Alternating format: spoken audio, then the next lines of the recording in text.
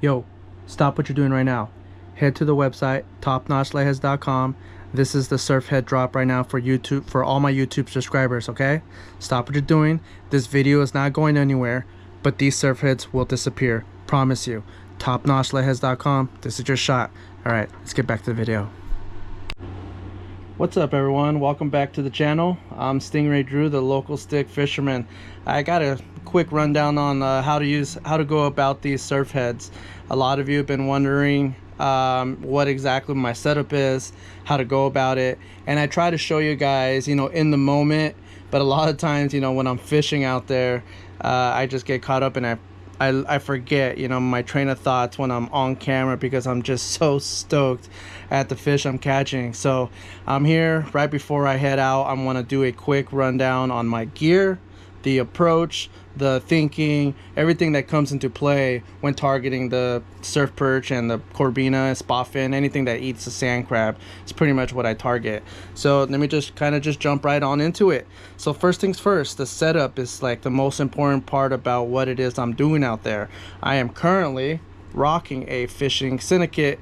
It is a 8-foot split grip. It's one of their newer trout series, and I've been blown away by this rod. It's not only, well, its main purpose is for trout, but it goes way beyond the trout rod. You could drop shot with this for bass. You could fish spotted bay bass on light stuff, back bass, of course, to surf. You name it, you could pretty much do it. Like even a Slim Senko, totally a really good Slim Senko rod.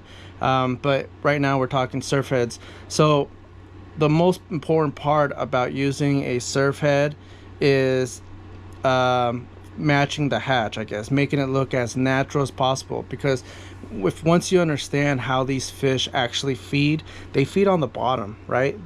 If you've ever seen spot fin in the surf, they literally have their tails out in the surf, high and dry, right out of the water, and you could see them forking along, and they're literally just eating, right? Same thing with corbina. They skim the bottom and they siphon the sand crabs, the ghost shrimp, the worms, razor clams, whatever you name it, they eat it. And so once I realized that you don't necessarily need to have a steady retrieve in, and the cool part about a surf head is milking the actual jig underneath the foam. Unlike a traditional Carolina rig where you have to keep a steady retrieve to keep your rig laid out straight, so that way to avoid tangles with your weight, your swivel, or looping that bait into a knot on your leader. A surf head allows you to pretty much cover from 6 inches out past the break, and with pinpoint accuracy. I developed these heads to actually target corbina and spot fin croaker.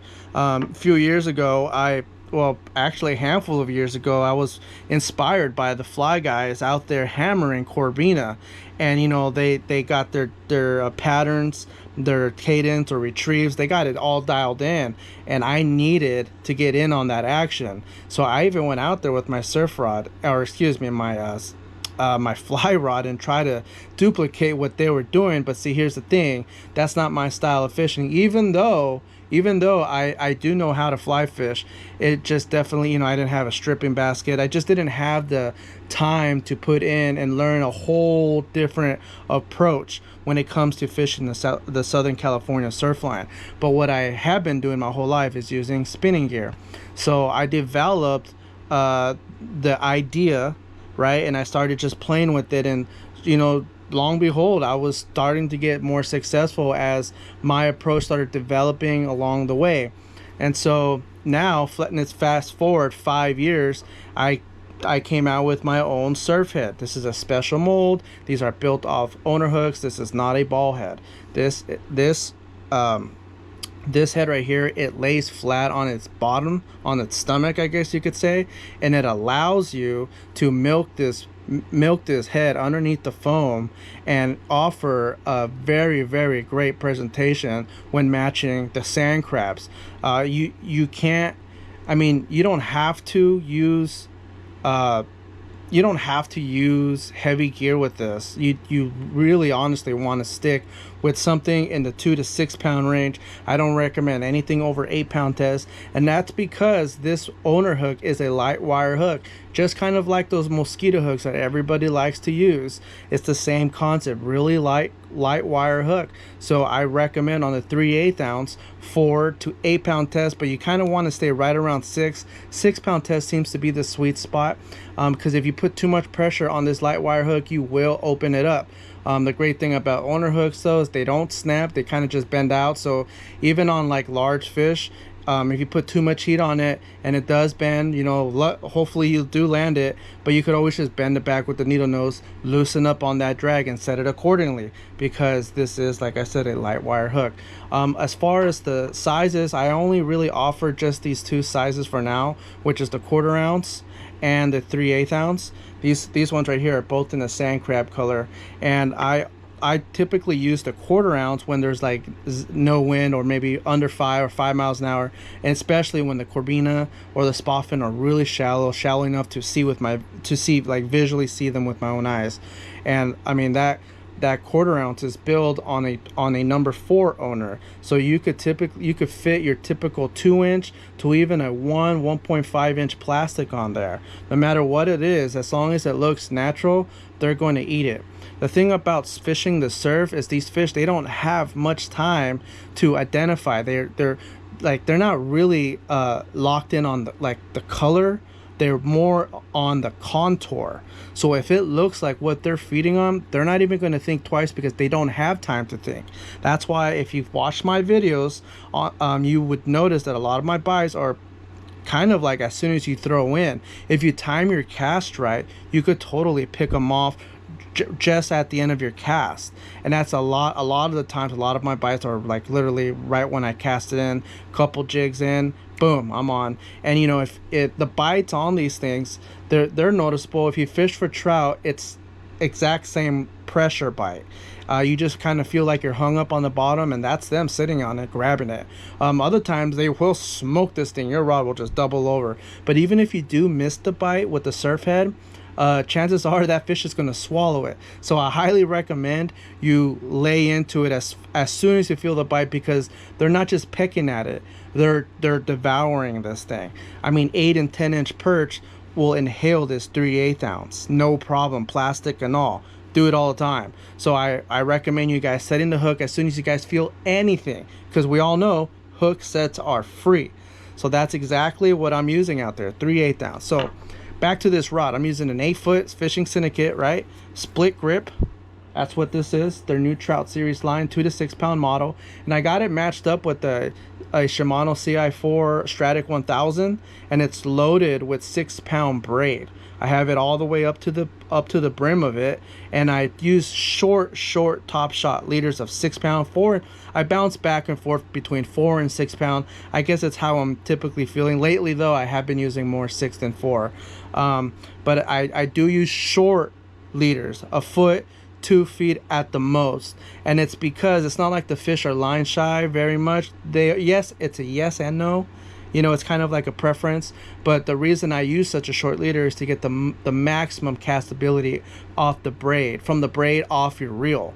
You know, I typically, when I'm like largemouth bass fishing, I'll have my top shot knot just sitting off the base of my reel, so I'll have about 10 feet of fluoro. And that's because you know, if you fish greenfish, you know how delicate that eyesight could be with those fish, and they'll pick it up if they'll pick up that braid if your leader's too short.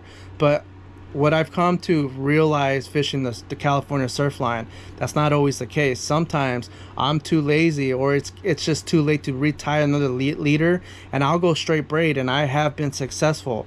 But you know, I do recommend using a leader of some sort, whether it's mono or fluoro, just to give yourself the maximum opportunity to get a bite. Because you know, fish aren't that stupid. You know, the fish are hungry. They will eat your stuff no matter what you throw it on at some time of their life or day. But for the most part, you kind of want to give yourself the best option. So definitely recommend using some sort of fluorocarbon or mono leader. You can use straight mono. I just prefer using braid. That's just my preference. But straight 4-pound mono, 6-pound mono, 8-pound mono will do just fine. I have not really seen a difference. I just like using short leaders, and I'll leave it on there until I feel the leader's too short. But for the most part, that's what you want. You want an ideal rod like this. Now, it doesn't have to be fishing syndicate. It doesn't even have to be 8 foot. If you got a legitimate drop shot rod, you know, a 7.6, 7.8 drop shot rod, even a 7-foot rod will work just fine. A Daiwa Presso will work just fine. Even the new Limit Sticks by CML Jigs, that rod would do just fine out here fishing surf heads in the California surf line. So that's what I highly recommend. You don't want to put too much heat on these hooks. Like I said, they are a light wire hook. You will bend them out if you put too much heat on them. They're meant to catch, you know, barb surf perch, corbina, spotfin croaker, or pretty much anything that eats a sand crab will smoke your surf head. So be very, very cautious on how much heat you're putting on here. You don't need like a monster hook set to have this owner hook penetrate those fish. It's a very, very, very, very sticky hook, as you can tell. So just keep that in mind when you're fishing these surf heads to adjust your drag accordingly. So right now, this surf drop is going to go down today. As soon as you see this video, the website is already uploaded and ready to go. The last surf head batch I dropped on Instagram sold out in minutes. 70 packs, gone. And I don't blame them. It's pretty much, you know, one of the best ways to go about it, in my opinion, fishing, especially here in Orange County. So I'm going to give you all my subscribers a chance to load up and pick yourself up a pack or 2 or 3 of these surf heads. I highly recommend a sand crab color, but the surf perch and the orange works just as good. I also added a 2-inch paddle tail. I want to say that's a Gotham bait.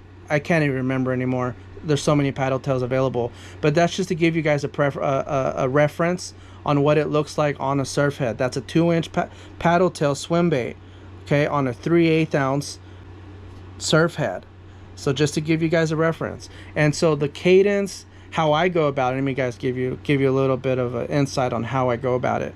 When I'm out there looking for a bite, right, one, my eyes never stop scanning the skinny water, the ankle deep stuff. I never ever stop looking down at my feet, because the corbina, they ride real shallow. So do the spotfin, but especially the sliders, as you know, some of the locals call them.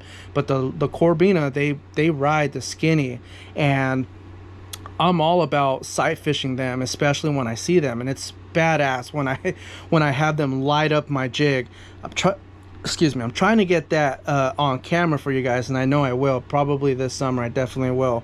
But my eyes are always scanning the skimmy, no matter what. Signs of fish, bait, sand crab beds, whatever, man. I'm focused out there while I'm fishing past the break for whatever else is out there. But typically, when I don't see corbina, right, I'm fishing past the break. I time my cast. I can't stress enough about that. You need to time your cast. Wait for the break to break. Put your jig right behind it and fish behind the white water. That's what you want to do. And anticipate a bite as soon as you click over, because they will come. Especially corbina, don't mess around. People say they got bad eyesight. I don't think so. I've seen them light up my jig instantly, and I've also seen them come after it 5-10 feet away. And it's because they're so dialed in on the contour, not necessarily the color, more the contour, because like I said, they don't have time to see if they want to eat it in such an an aggressive environment that it's crazy. It must be crazy trying to grab your meal in a breaking waves over and over and over that just gets pounded. So it's a rough environment for them to try to pick what they want. So it just doesn't work. If they see the contour that they're dialed in, they're gonna rush over and grab it before, one, it gets away, or two, another fish grabs it. So highly recommend you guys check them out. When you're casting when you're casting past a break and you've timed that cast right, and you look at the sets and you pick the set you want to target, and so you make that cast in, you click over, and now this jig, right, this jig sinks to the bottom, right? Now it's sitting on the bottom. You don't want to necessarily reel it. Even with the paddle tail, you kind of want to just work the bottom and have it scurry across the bottom, because it's not like sand crabs or ghost shrimp or sandworms are swimming freely. No, they're not. They're trying to get back into the sand from getting dislodged, right? So that's what these fish are targeting. They're targeting crabs that are sitting down too shallow, that just didn't get it back in fast enough, or just completely dislodged altogether. Now, if you're trying to match the bait fish, that's a different story. The bait fish doesn't scurry on the bottom. If it just swims back and forth, right? Well, I'm not trying to match the bait fish, even with the paddle tail. I'm trying to match the crabs, the clams, the ghost shrimp, and the worms. The main forage for these croaker and perch. That is their main forage. That's what they eat.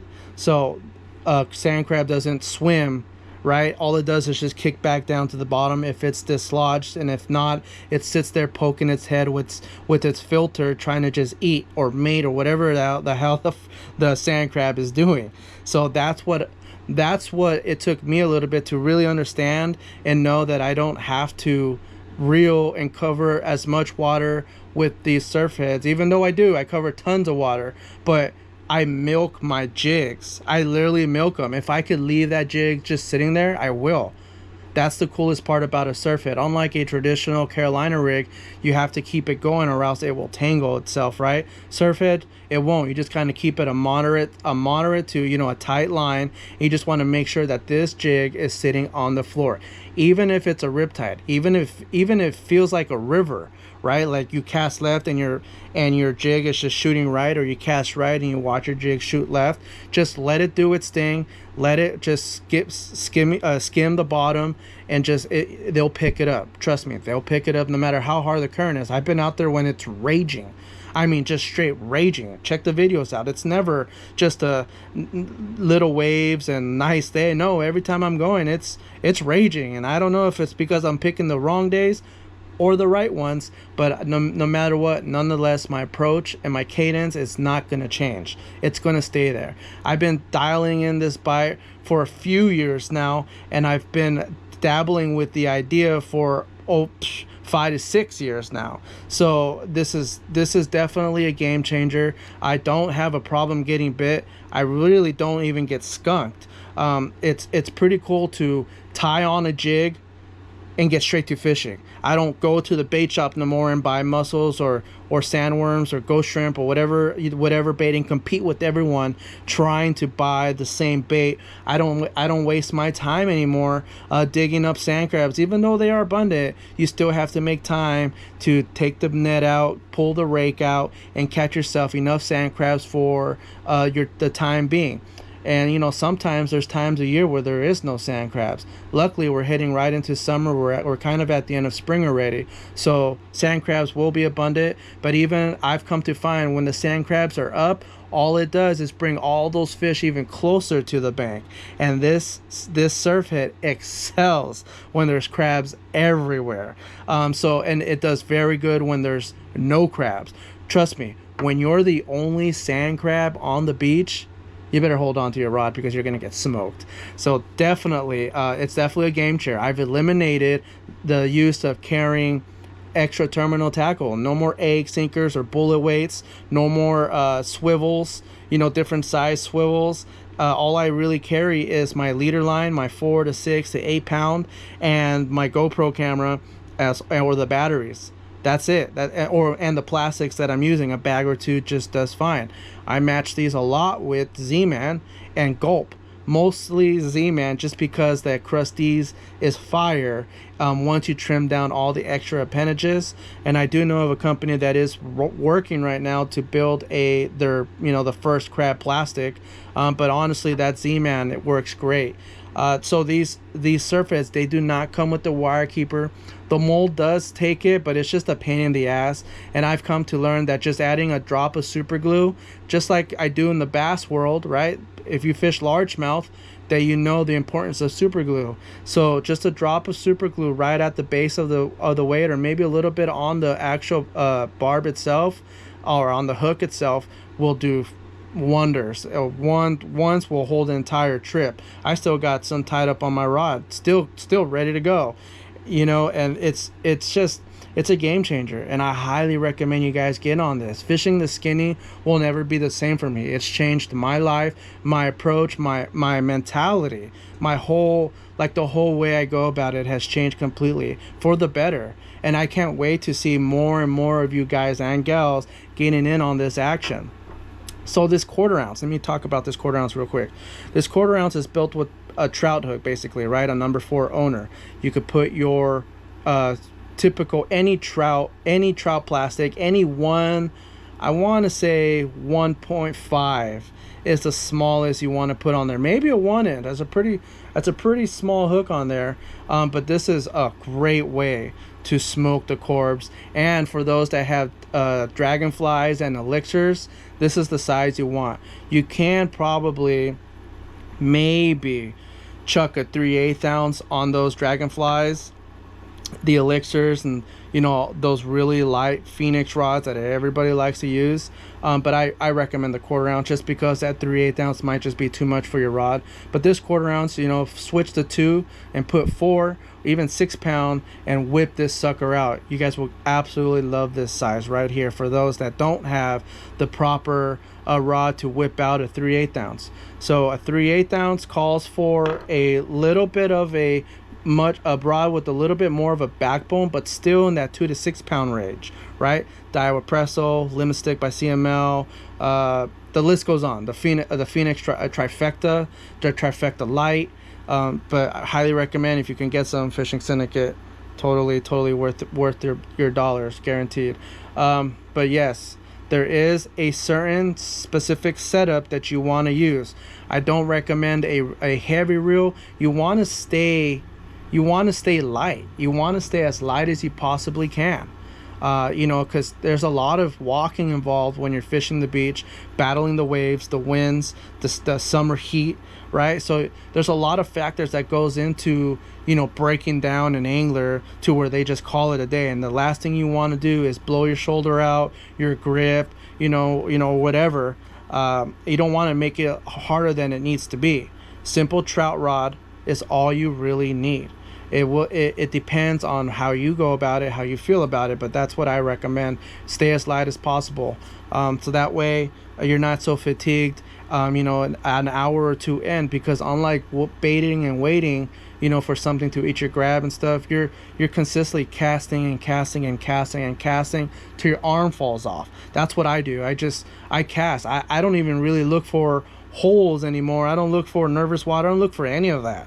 I physically walk to the water's edge and just time my cast, because to me the beach is an escalator of food, and these fish, yes, they will hold in the hole, and yes, they will hold in the trough and stuff like that, but they're not just going to stay there the entire time. No, they're going to get in the hole, do whatever it is they want, and when that tide changes, or they just get tired, or the bait moves, they get up and move, and they shoot across that flat. So when the fish are shooting by you, you need to have this jig in there, because when they are going by, they're eating up and down. They don't stop eating until, like, I guess they do until they're full. But honestly, when they're up shallow, they're chewing. And you don't want to waste your time not keeping this jig in there. That's exactly why I milk my jigs. I mean, my casts are like, they're milked. I don't know how else to explain it. Sometimes the sets, they don't allow me to milk it, but when it lays out for that, you know, 10 seconds, 15 seconds, you can guarantee I'm just barely moving this thing. And if there's 1, 2, or 50 fish in the area, they're gonna pick that up. Trust me, if they're going to pick it up. I do it all the time.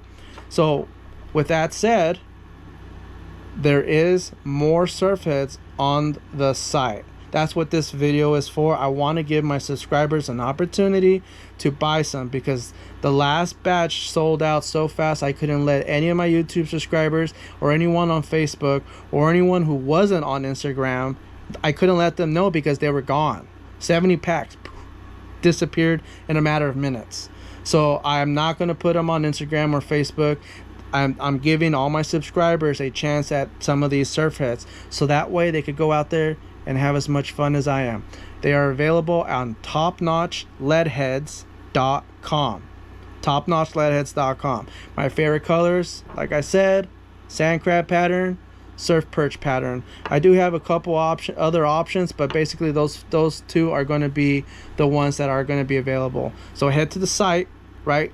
Claim yours as soon as possible, because I promise you they're not going to last long again. And I'm not too sure when the next limited drop will be, but right now is their best shot.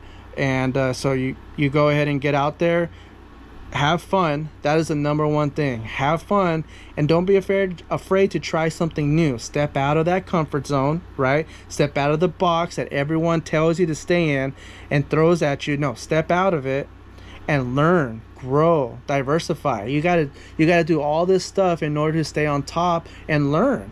That's the only way you're going to be able to be successful doing something new, is by trying, getting off your butt, getting some surf heads, put on your favorite plastic, go out there and have some fun. I'm Andrew Navarro, aka Stingray Drew. I'm from Top Notch Leadheads. I appreciate your time. I'll see you out there.